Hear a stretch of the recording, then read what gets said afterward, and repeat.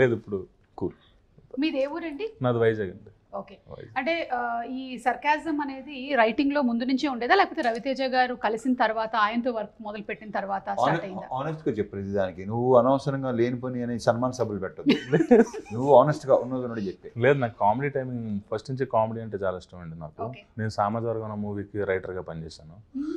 So తర్వాత చాలా ఎనీటైన్ movies, Walter Veerayya సార్తో ఫస్ట్ మూవీ నాకు Walter Veerayya dialogues one of the రైటర్ని దానికి నేను. ఆ తర్వాత సార్తో పరిచయం అవడం. సో ఎంటర్టైన్మెంట్ నాకు చాలా ఇష్టం.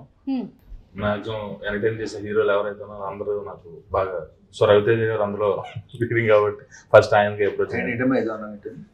అందులో రవితేజ గారు ఫస్ట్ ఎంటర్టైనింగ్ హీరోస్. ఏదో పదం వాడారు.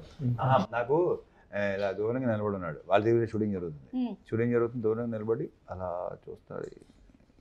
నేను కొంత గ్రహించాను, ఇది అప్లికేషన్ పెట్టడానికి వస్తున్నాడని. మెల్లిగా వచ్చి కథ ఒకటి ఉండే, కథ వింటారా అంటే అప్పటికేంటంటే ఫుల్ బిజీ నేను. అంటే కమిట్మెంట్స్, బిజీ అంటే బిజీ, కమిట్మెంట్స్ బిజీ అనుకుని దీనికి 1 year పట్టింది దీని అంకమ్మ. సరే అయితే ఓకే, ఆవిడ వచ్చి కథ ఏంటంటే ఉన్నాయా బాబు అని చెప్పేసి ఫస్ట్ అక్కడే తను అప్రోచ్ అయ్యింది. మెల్లిగా తాయితీగా ఉంటాడు. కానీ అప్పటికే మీ దగ్గర ఇంకో 2-3 కథలు వేరే అదే లైనప్ ఉంది నాది. కానీ వచ్చి దాన్ని నాకు చెప్తానంటే కొంచెం వెయిట్ చేయాలి అబ్బాయి అనగానే చిన్న డిసప్పాయింట్ ఎక్స్ప్రెషన్, వెయిట్ చేయమంటున్నాడు ఏంటని చెప్పేసి. తర్వాత మళ్ళీ అప్రోచ్ అయ్యి కథ వింటాం.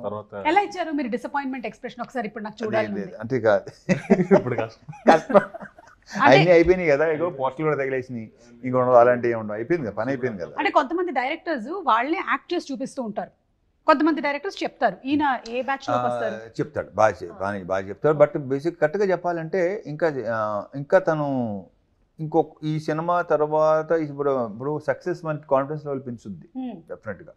అప్పుడు నా తెలిసి ఇంకా ఓపెన్ అవుతాడు అనుకుంటున్నాను. ఎందుకంటే ఇప్పటికీ సీన్ నీట్గా చెప్తాడు. ఇప్పుడు చదివేటప్పుడు ఆన్ స్పాట్ కాకుండా వచ్చి మనకి స్క్రిప్ట్ వినిపిస్తాడు కదా, సీన్ పేపర్ వినిపిస్తాడు కదా, అప్పుడు ఫుల్ అసలు తను నవ్వేసుకుంటూ ఉంటాడు.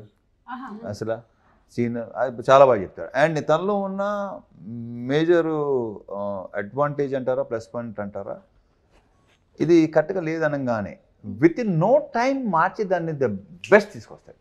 సూపర్ క్వాలిటీ కదా, మంచి క్వాలిటీ, డెఫినెట్గా మంచి క్వాలిటీ అది. అంటే కొంతమంది వాళ్ళ బేబీని అట్లాగే పట్టుకొని కూర్చుంటారు, నేను చేంజ్ చేయను.